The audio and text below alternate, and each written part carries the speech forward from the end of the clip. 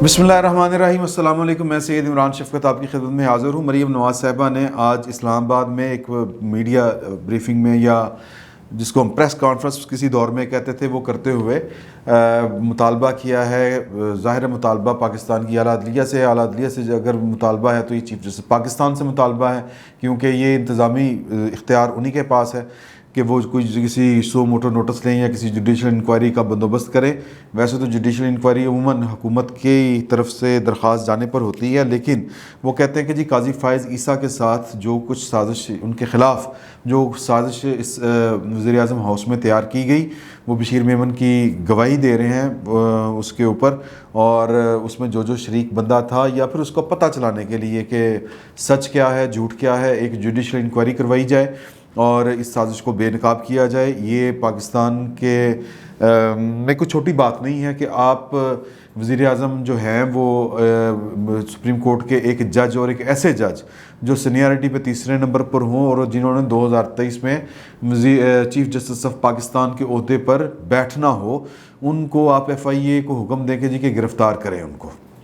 तो ये एक बड़ी खौफनाक बात है। इस तरह के तो वो क्रिमिनल गैंग्स या जो होते हैं अंडरवर्ल्ड के लोग, वो इस तरह की हरकतें करते हैं। हमारा वज़ीर-ए-आज़म हाउस ऐसे कामों के लिए इस्तेमाल हो रहा था और इस्तेमाल हो रहा है, और इसको इसका मदावा करने या करार वाकई सज़ा देने के लिए वो जो सादिक और अमीन जिस सुप्रीम कोर्ट ने करार, यार मुझे तो हंसी आती है कि सादिक और अमीन जिस शख्स को सुप्रीम कोर्ट ने करार दिया था, वही शख्स जो है वो अपनी सादिक और अमीनी सुप्रीम कोर्ट को दिखा रहा है कि सुप्रीम कोर्ट के एक सीनियर जज को वो कह रहा है कि जी के अपने एक अफसर को, हुकूमती अफसर को, कि उसको गिरफ़्तार करें और एक तगड़ा केस बनाएं, ये नको मुँह खून छुट जाए, दूसरे अल्फाज में ये नस्लों पता चल जाए।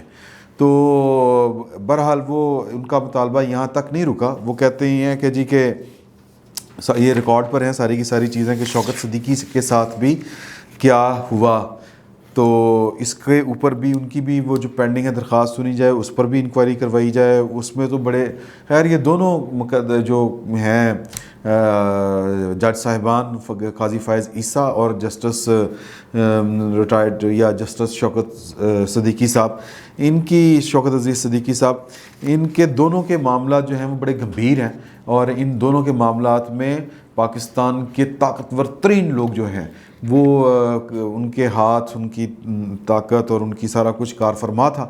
तो लिहाजा इस तरह के मामलात में तो मिट्टी पाओ फार्मूला चला करता है। ज़्यादा से ज़्यादा ये है कि जी के बहाल कर दिए, अल्लाह खैर सला, और पुरानी नौकरी पे काम करो। लेकिन शायद वक्त आगे बढ़ गया हुआ है। वो मैं जो बार बार गुजारिश किया करता था या किया करता हूँ कि पाकिस्तान के बहुत से जो ताकतवर लोग हैं उनको ग्राउंड रियलिटीज़ का पता नहीं। एक छोटा सा मैं आपको वाक़या सुनाऊँ कि जब 2000 ये इलेक्शन 14 में हुआ है जी, 13 में, जब 2013 में इलेक्शन हुआ और मुस्लिम लीग नून जीत गई, तो हम कमरुज़्ज़मान कायरा साहब से हमारी मुलाकात हुई। वो इलेक्शन अपना हार चुके थे, पीपल्स पार्टी बुरे हाल तक बांके दिहाड़े तो वो थी। तो हम लाला मूसा इस्लामाबाद जाते हुए रुके, मैं था, इमदाद सुमरो साहब थे और अपने उसामा गाजी साहब थे। हम इस्लामाबाद जा रहे थे, हम लाला मूसा रुके, अजी उन्होंने हमें दुआना खवाया। तो वहाँ पर हमने उनसे गुफ्तगू हुई, तो मैंने पूछा कि आपको अंदाज़ा नहीं था कि ग्राउंड पे आपके ख़िलाफ़ क्या कुछ हो चुका है? तो आप कहते हैं यार पता नहीं क्या होता, ये नहीं होता, जब आप पावर में होते हैं आपको चीज़ों की और तरह समझ आ रही होती है। तो मैंने उनसे पूछा, मैंने कहा हुजूर आपको नहीं पता था कि पाकिस्तान में लोड शेडिंग जो है वो आपके? कहते हैं नहीं यार नहीं सी पता। मैं क्यों? कहते नहीं भाई वज़ीर-ए-आज़म लोड शेडिंग नहीं सी होंगी, तो हमें तो पता ही नहीं था ग्राउंड में क्या चीज़ें। अब ये उनका बड़ापन है कि वो ये वाली बातें तस्लीम कर रहे हैं। वो कहते हैं कि जो ताकत के मराकज़ होते हैं, जब आप कुर्सी इक़्तिदार पर बैठे होते हैं, जब आपके पास इख्तियार और इक़्तिदार होता है, तब आपकी दुनिया कुछ और तरह की होती है, तब आपको दुनिया और तरह की नज़र आती है। लेकिन जब आपके पास इख्तियार ना हो, आप ग्राउंड पे हों, ज़मीन पे हों, तो फिर आपके साथ मामलात आपको सही समझ आ रहे होते हैं कि लोगों के साथ हो क्या रहा है। तो वो कहते हैं हमारे ख़िलाफ़ कोई साजिश नहीं हुई, कोई कुछ नहीं हुआ। मैं तो मुझे अपने हल्के का पता है कि मैं अपने हल्के में बिल्कुल जेन्युइन हारा हूँ। ये उनका बड़ापन था, वरना वो कह सकते थे धांधली हो गई भरा ढाडे नाल। उन्होंने कहा मैं बिल्कुल अपनी हार को, शिकस्त को तस्लीम करता हूँ। मामला ये है कि हमें पता नहीं था कि लोगों की तकालीफ क्या है और मसाइल क्या हैं। तो उसी तरह पाकिस्तान के जो अरबाब इख्तियार हैं اس وقت، اور پاکستان کے مطلب جو منصبدار ہیں وہ سرکاری ملازمین ہوں بڑے بڑے، یا وہ منتخب حکومت کے افراد ہوں بڑے بڑے، ان کو نہیں پتہ کہ زمانہ قیامت کی چال چل گیا ہوا ہے۔ وہ ترجمانوں کے اجلاس تو بہت بہت کرتے ہیں بلا کے، اور ان کو پتہ ہے کہ ٹویٹر بھی پایا جاتا ہے اور فیس بک بھی ہے اور واٹس ایپ گروپ بھی ہوتے ہیں، سارا کچھ ہے، لیکن حضور اعلیٰ یہ آئی ٹی کا دور ہے، انفارمیشن ٹیکنالوجی، یہ ایرا ہی انفارمیشن ٹیکنالوجی کی ہے۔ بات نہیں رکتی، خبر نہیں چھپتی، یہ دو باتیں ذہن میں رکھیں۔ وہ بریفنگ ہوئی اپنے چیف صاحب کی 4-5 دن پہلے، اور کہا گیا کہ جی آف دی ریکارڈ ہے، اور پھر وہ بڑی انہوں نے کوشش کی کہ آف دی ریکارڈ ہی رہے، اور وہ وعدے وعید کہ یہ بات باہر نہیں کرنی، تو بات نہیں رکی رہ سکتی حضور اعلیٰ۔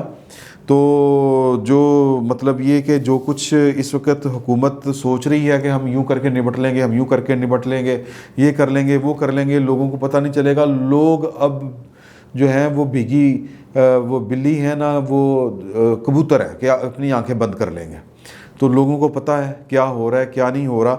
تو اسی لیے سوالات 2-3 اٹھتے ہیں کہ اب آپ اگر مریم نواز صاحبہ مطالبہ کر رہی ہیں کہ یار کہ وزیر اعظم ہاؤس میں بڑے اس طرح کے پٹھے سیدھے کام ہوئے ہیں، اور ہوئے ہیں، نو ڈاؤٹ ہوئے ہیں، اور جس طرح کر کے اپوزیشن کھڑی ہو گئی ہے، وہ مسلم لیگ نون ہو، وہ پیپلز پارٹی ہو، وہ سارے جو ہیں وہ کہہ رہے ہیں کہ جی کہ یہ بڑی زیادتی ہوئی، ناانصافی ہوئی، اور یہ پاکستان کے اداروں کے ساتھ مذاق ہے کہ آپ کسی کا بھی بازو مروڑ سکتے ہیں، آپ کسی کے بھی کان کھینچ سکتے ہیں اپنے زور بازو کے اوپر، ریاست کی قوت کے اوپر، تو یہ تو اب نہیں چلے گا۔